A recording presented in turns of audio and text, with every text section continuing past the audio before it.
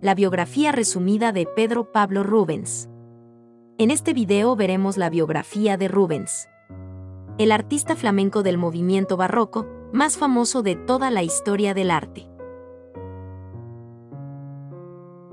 Pedro Pablo Rubens nace en Siegen, Alemania, un 28 de junio del año 1577 y muere en Amberes, Bélgica, un 30 de mayo del año 1640. Quizás la figura más importante del barroco flamenco, Pedro Pablo Rubens fue uno de los mejores pintores de Europa en su época y por ello fue reconocido en vida. Además fue uno de los primeros artistas en entender el mercado del arte y creó una especie de factoría en su taller que fabricaba pinturas en cadena. También ejerció de diplomático en diversas cortes europeas, incluida España, que encargó muchos de sus mejores cuadros. Rubens pintó más de 3.000 obras. Rubens en Amberes, en esa época la ciudad era un hervidero económico, y por lo tanto artístico. Se invertía en cultura, y particularmente en arte, sobre todo en pintura flamenca, que todavía gozaba de muy buena salud.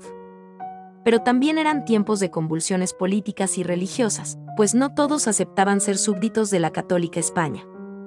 Pero quizás a causa del enfoque artístico no iconoclasta de los católicos, numerosos artistas flamencos pudieron trabajar y encontrar mercados entre la monarquía y la aristocracia española. De ahí que abunden los temas religiosos e históricos y muchísimos retratos.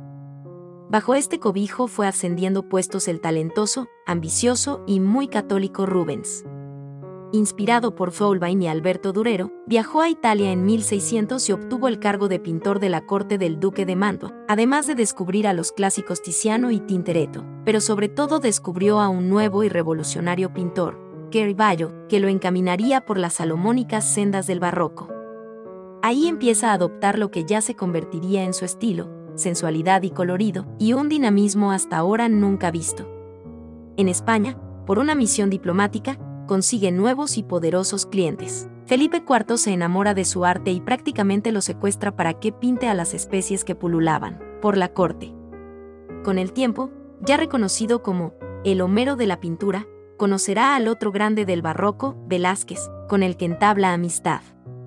Fue característico su estilo para pintar figuras, muy musculosos los hombres y rebosantes de carnalidad las mujeres. Los generosos cuerpos de sus féminas eran todo un placer para la vista en los palacios de media Europa.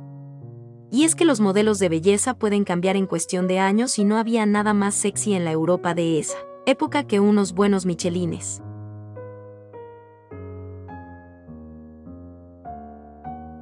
Espero que te haya gustado el video. Si es así, por favor regálanos un like y tu suscripción para que así el mundo del arte en YouTube siga creciendo. Te deseamos un excelente día, hasta el próximo video.